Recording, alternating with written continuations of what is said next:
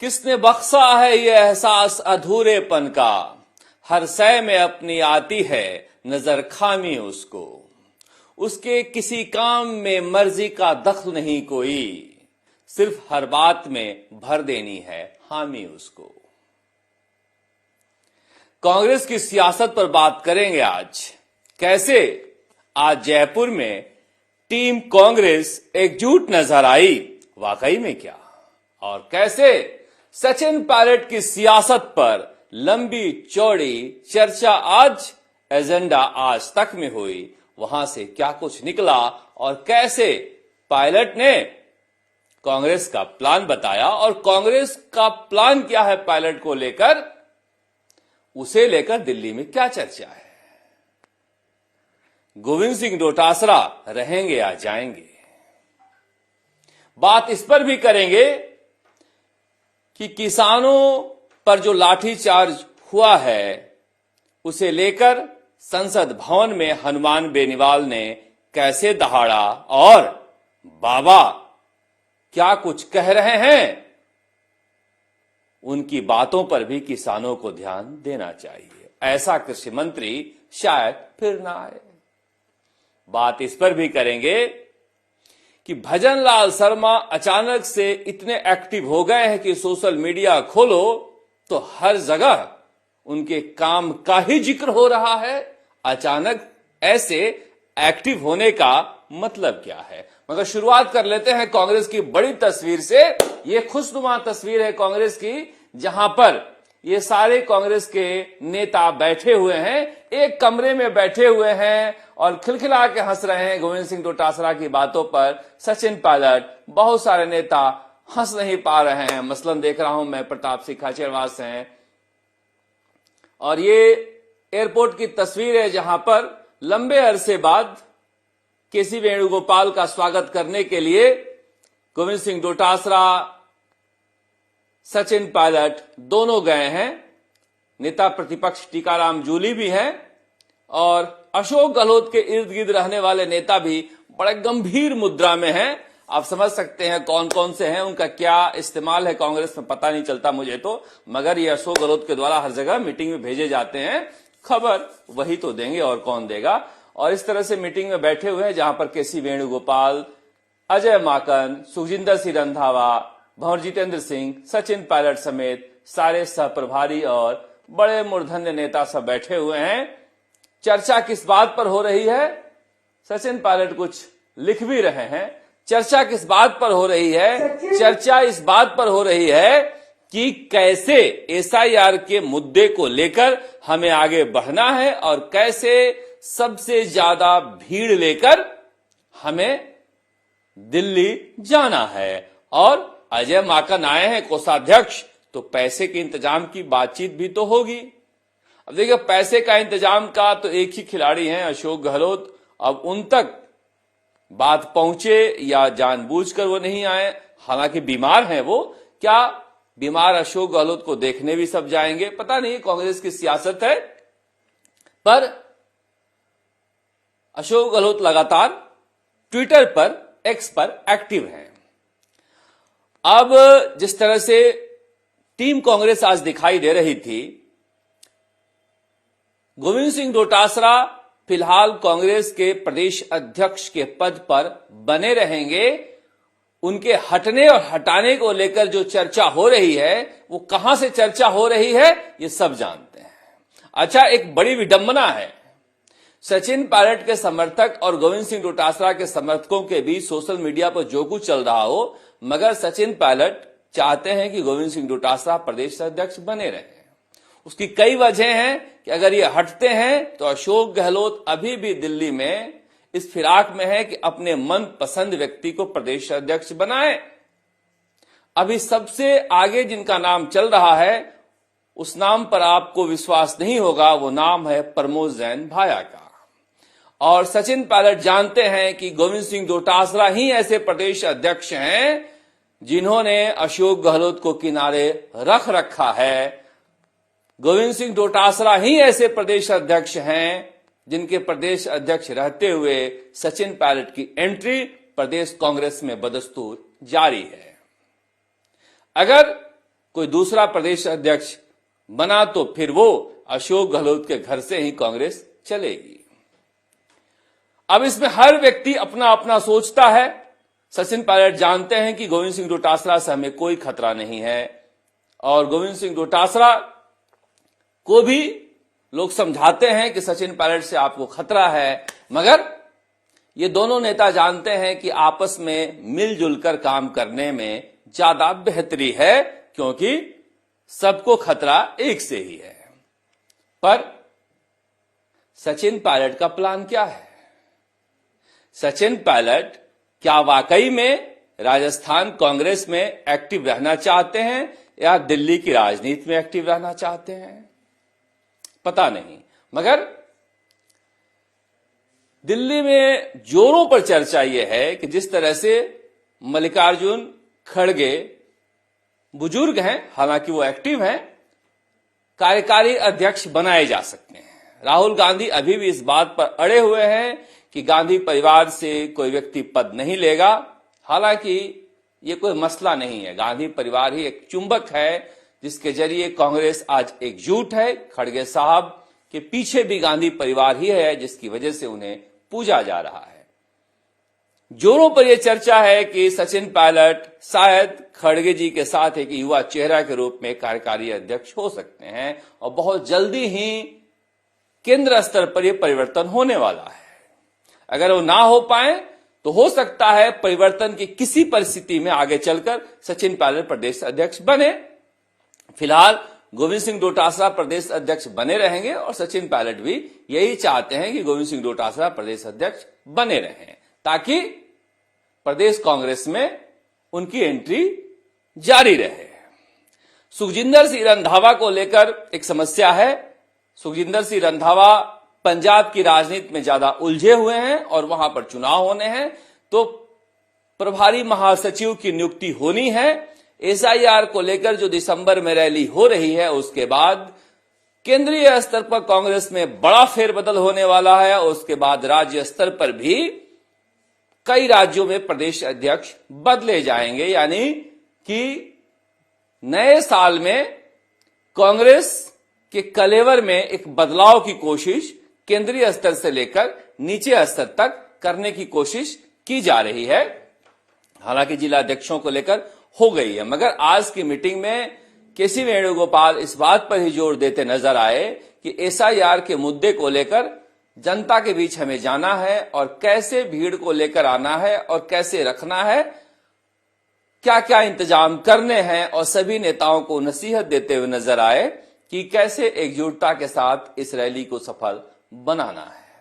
हालांकि कांग्रेस के सभी कार्यकर्ता और नेता इस बात पर दम लगाए हुए हैं कि भीड़ ज्यादा से ज्यादा लेकर जाना है। हालांकि देखिए, मुझे व्यक्तिगत स्तर पर आप पूछेंगे तो राजस्थान में एसआईआर कोई मुद्दा नहीं है, और गोविंद सिंह डोटासरा को मैं सुन रहा था, उन्होंने तमाम बीएलए को धन्यवाद दिया है कि उनकी प्रखरता से, मेहनत से राजस्थान में बीजेपी वोट चोरी नहीं कर पाई। यानी एसआईआर में काम उन्होंने अच्छा किया है, तो फिर रैली का मतलब क्या है, मुझे समझ में नहीं आया। पर चूंकि कांग्रेस के केंद्रीय नेतृत्व ने यह तय किया है, इसलिए ये रैली होनी है। अब लौटते हैं सचिन पायलट की सियासत को लेकर, क्योंकि दिल्ली में जिस तरह से सचिन पायलट आज कांग्रेस को डिफेंड करते हुए नजर आए, बहुत कम ऐसे नेता हैं जो इतने सधे हुए शब्दों में, इतने शालीन ढंग से जवाब देते हैं कि दूसरे दल का लोग भी मोहित हो जाते हैं। जवाब देना बहुत आसान होता है, मगर सहज, सरल और विनम्र जवाब देना सबसे मुश्किल काम है। हमेशा कहता हूं, बदतमीजी से जवाब देना दुनिया का सबसे आसान काम है। स्टार नेताओं में सबसे ज्यादा अपने विधानसभा में सक्रिय रहने वाले नेता, आप देखिए जितने बड़े नेता हैं, चाहे अशोक गहलोत हो, वसुंधरा राजे हो, तमाम केंद्रीय स्तर के, वो अपने विधानसभाओं में इतने व्यस्त नहीं होते, इतना वक्त नहीं देते जितना ये टोंक को भी वक्त देते हैं, और दिल्ली में भी उतने ही सक्रिय रहते हैं। आज एजेंडा आज तक में थे तो उनसे सवाल पूछा जा रहा था, जिसका जवाब क्या दे रहे थे, कुछ झलकी हम दिखाते हैं आपको। पायलट, क्या आप चीफ मिनिस्टर बनेंगे राजस्थान के? पायलट सीएम बनेंगे? इसका जवाब जनता के पास है, बात ये आपके पास ना आपके पास। देखिए, किसके पास है? अगर सुनिए, मुझसे पूछे तो बिल्कुल बनना चाहिए। देखिए इन्हें जवाब तो दे दिया। देखिए ये एक ऐसा सवाल है जिससे सचिन पायलट जब से प्रदेश अध्यक्ष बने हैं तब से जूझ रहे हैं और ये सवाल इनका पीछा नहीं छोड़ता। Sachin Pilot CM in waiting. अब जैसे ही एंकर मौसमी सिंह ने सवाल पूछा, सचिन पायलट के चेहरे का भाव देखिए, वो घबरा जाते हैं और उन्हें लगता है कि अरे क्या पूछा जा रहा है। मगर राजनीति के मंझे हुए खिलाड़ी, अब राजनीति में कई बसंत देख चुके दिग्विजय सिंह ने कहा कि मेरा मानना है कि सचिन पायलट को राजस्थान का मुख्यमंत्री बनना चाहिए। अब पता नहीं अशोक गहलोत इसे सुनकर क्या सोच रहे होंगे। हालांकि सचिन पायलट ने जवाब दिया कि जनता तय करेगी कि किसे बनना है किसे नहीं बनना है, हम ये और आप तय नहीं करेंगे। मैंने कहा ना, जवाब देने में सचिन पायलट का कोई सानी नहीं है। दोनों का बहुत बहुत शुक्रिया, बहुत धन्यवाद। आपने बहुत ही बेबाक। और मैं तो हमेशा कहता हूं, ये प्रकृति का नियम होता है कि जब पतझड़ होता है, पुराने पत्ते गिरते हैं तो नई कोपले आती है, तो नई कोपले है। पतझड़ तो हो रही है लेकिन नए कौन नहीं आ रही। कब आएगी? सर पतझड़ तो हो रही है लेकिन नए कौन नहीं आ रही। आ गई, आगे है, मौजूद है। जो दिग्विजय सिंह जी बोल रहे हैं, मैं इनकी ऐड करना चाहता हूं। इनको बहुत कम उम्र में अध्यक्ष बनाया और इन्होंने सक्सेसफुली इस काम को किया भी। मेरे को 26 साल की उम्र में सोनिया गांधी जी ने कांग्रेस पार्टी ने टिकट दिया लोकसभा का। 26 साल की उम्र में मैं संसद में गया, पार्लियामेंट में रहा, केंद्र का मंत्री रहा, प्रदेश अध्यक्ष रहा, आज महासचिव हूं। और मुझे लगता है कि जो मेरी उम्र है, मैं 48 साल का हूं, मैं शुद्ध रूप से युवाओं की श्रेणी में नहीं हूं। मैं कहना चाहता हूं, आप कुछ मर्जी कहो, लेकिन अब बच्चे बड़े हो गए, मैं जानता हूं। But I am saying party मौका हर एक को देती है और आप लोग जो जानबूझ के दरार पैदा करना चाहते हो, कभी दरार हो नहीं सकती। हाँ, तो हमारा ये एक कंटिन्यूटी है। सुनो, और संगठन को, देश को, दोनों की जरूरत है। जो बुजुर्ग हैं या अनुभवी हैं, उन्होंने जो सीखा समझा है उसका फायदा लेकर नई पीढ़ी को ऊर्जा देकर आगे बढ़ाना है। और ये कंटिन्यूटी ही हमारी पार्टी में चलती आई है। कोई यहाँ पर भेदभाव नहीं है। आप देखिए, बहुत गलत बात आप कह रहे हैं, क्योंकि कोई पॉलिटिकल पार्टी हो, लोगों और जनता के बीच में 24/7 हम लोगों को रहना है और जनता कार्यकर्ता ही कांग्रेस की अमानत है। आप सोचिए कि हमारे बहुत नेता हैं, बहुत मुख्यमंत्री, वो हमारी अमानत नहीं है। हमारी जनता खैर चलती रहेगी बातचीत। तो मैं सुना रहा था, इसलिए ये मैं सोच रहा था कि दिग्विजय सिंह अगर ऐसा सोचे होते कि पतझड़ आता है, नई कोपलें आती है, तो शायद ज्योतिरादित्य सिंधिया कांग्रेस में होते। और सचिन पायलट जिस भाव से बता रहे हैं कि हमें पुराने नेताओं की जरूरत है, उस पीढ़ी को साथ रखने की जरूरत है क्योंकि उनसे हम सीखेंगे, क्या यही भाव अशोक गहलोत सचिन पायलट के लिए रखते हैं? ये कह रहे हैं कि ऐसे अनुभवी नेताओं की हमें जरूरत है और अशोक गहलोत कहते हैं कि युवाओं की रगड़ाई नहीं हुई है, रगड़ाई होने की जरूरत है। मैं जब कहता हूं तो बस दो विचारों को आपके सामने रखता हूं, आपको तय करना होता है कि कौन सा विचार ज्यादा अच्छा है, कौन सी बातें ज्यादा अच्छी हैं। खैर, ये तो कांग्रेस का मामला है, अंदरूनी मामला है, कब क्या होगा पता नहीं। मगर हम लौटते हैं किसान आंदोलन पर। किसान आंदोलन पर जिस तरह से कल घमासान मचा है हनुमानगढ़ के टिब्बी में, मुझे पक्का भरोसा था कि हनुमान बेनीवाल इस बात को लेकर संसद में बोलेंगे। और हनुमान बेनीवाल जब बोल रहे थे तो राष्ट्रीय स्तर पर इस मुद्दे को सुना रहे थे, समझा रहे थे कि देखिए राजस्थान में क्या हो रहा है, किस तरह से किसानों पर अत्याचार हुआ है, किसानों पर लाठीचार्ज हुआ है, ऐसा नहीं होना चाहिए। और जब यहां पर राजधानी में एक ऐसा कृषि मंत्री हैं डॉक्टर किरोड़ीलाल मीणा, जो कह रहे थे कि मैं न जाने कितनी बार हनुमानगढ़ गया, वहां पर किसान आकर मुझसे मिलते, कोई नहीं आया। कलेक्टर ने उस मुद्दे को मुझे बताया, मैंने किसानों को कहा कि मुझसे आकर मिलो, तब भी कोई मिलने नहीं आया। मैं मिलने के लिए तैयार हूं, आपकी मांगे वाजिब हो सकती है और उस पर बातचीत हो सकती है। बताइए, ऐसा कृषि मंत्री कहीं मिलेगा? ये हमारा भाग्य है, वरना न जाने किस भाषा में बात करते हैं जो मंत्री बन जाते हैं। और उन्होंने सही कहा। 2020 में सरकार बनते ही हरियाणा का कौन सा फैक्ट्री का मालिक था जो अशोक गहलोत के पास पहुंचा था, और कैसे राइजिंग राजस्थान में उसे 1 साल बाद MOU कराया गया, और किस तरह से सरकार जाने से पहले सारी इजाजतें प्रदूषण की भी उसे दे दी गई। बीजेपी सरकार में तो किसी को पता ही नहीं है चला क्या था उस समय। इसकी जांच होनी चाहिए, और किसान अगर नहीं चाहते हैं कि वहां फैक्ट्री लगे तो नहीं लगनी चाहिए। सुनते हैं हनुमान बेनीवाल ने क्या कहा। 1000 किसान इकट्ठे हुए और पुलिस ने वहां लाठीचार्ज किया और 50 किसान घायल हुए और कांग्रेस पार्टी का विधायक भी घायल हुए। मैं कांग्रेस पार्टी से आग्रह करना चाहूंगा, क्योंकि मैं इंडियन अलायंस से आता हूं, इसलिए मेरी ड्यूटी है कि राजस्थान में जहां भी किसान पे अत्याचार हो, मैं पहले बोलूंगा। और कांग्रेस पार्टी इस मामले को सदन के अंदर उठाए। कितना बड़ा मामला है सभापति महोदय कि कलेक्टर एसपी को उपयोग करना चाहिए। गोलियां चली किसानों पे, और एथेनॉल फैक्ट्री के अंदर राजस्थान के हमारे किसी केंद्र के मंत्री का नाम भी आ रहा है। Thank you Shri Kaur Singh. इस मामले को कांग्रेस को ललकार रहे हैं कि आप उठाने चाहिए मामले को। आपका बड़ा दल है, इसलिए आप भी इसको आके और किसानों को न्याय दिलाए और इस मामले को गंभीरता से कांग्रेस पार्टी उठाए जो किसानों ने वोट दिया। थैंक यू श्री कौर सिंह तौर जी। और वो गहलोत साहब ने अप्रूव किया, MOU हुआ, और उन्हीं के दल के माननीय विधायक किसानों के थ्रू धावा बोल रहे हैं प्लांट को। उनकी समस्या वाजिब हो सकती है, मैं मना नहीं कर सकता, लेकिन उन किसानों को बात सरकार तक पहुंचानी थी। सरकार तक नहीं आए तो मैं खुद 4 बार गंगानगर गया हूं। कलेक्टर से मेरी बात हुई थी, उन्होंने मेरी जानकारी मांगा, मैंने उनको बुलाया, लेकिन वो नहीं आए। वो नहीं आ सकते थे, मेरे को धरना स्थल पर बुला सकते, लेकिन अपने डेमोक्रेसी में हिंसा को कोई स्थान नहीं। ऐसा हिंसक वातावरण अगर बनाएंगे अपन, तो इन्वेस्टमेंट के लिए यहाँ पर कौन आएगा? पूरे देश प्रदेश दुनिया में राजस्थान का मालवा ही है। अब हमने इंफ्रास्ट्रक्चर डेवलप किया और यहाँ उद्योग धंधे खोलने की संभावना। अब देखो धरना स्थल पर मुझे बुला लेते, बाबा चूक गए धरना स्थल पर जाने से। इनका मन भी लगता है धरना स्थल पर जाने में। ये किसानों की चूक है जो किरोड़ीलाल मीणा तक नहीं पहुंचे। मगर मैं फिर भी कह रहा हूं कि किसान अगर वह नहीं चाह रहे हैं तो वह फैक्ट्री नहीं लगनी चाहिए।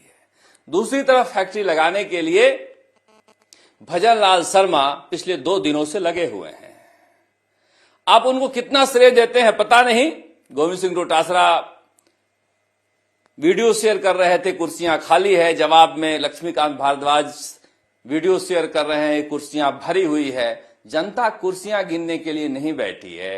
कितना इन्वेस्टमेंट आया और कितना फायदा राजस्थान को हो रहा है, और इसका जवाब भजन लाल शर्मा को देना है। लिहाजा भजन लाल शर्मा सुबह से लेकर रात तक लगे हुए हैं कि जो कुछ आ जाए वो अपना फायदा ही है, क्योंकि बगल में गुजरात में और इधर हरियाणा में जितनी प्रगति हुई उद्योग के नाम पर, उतनी प्रगति राजस्थान में नहीं हो पाई है। पानी एक बड़ा मसला है, और यह भी इथेनॉल फैक्ट्री वाला मसला भी पानी को लेकर ही है कि कहीं पानी न खत्म कर दे फैक्ट्री।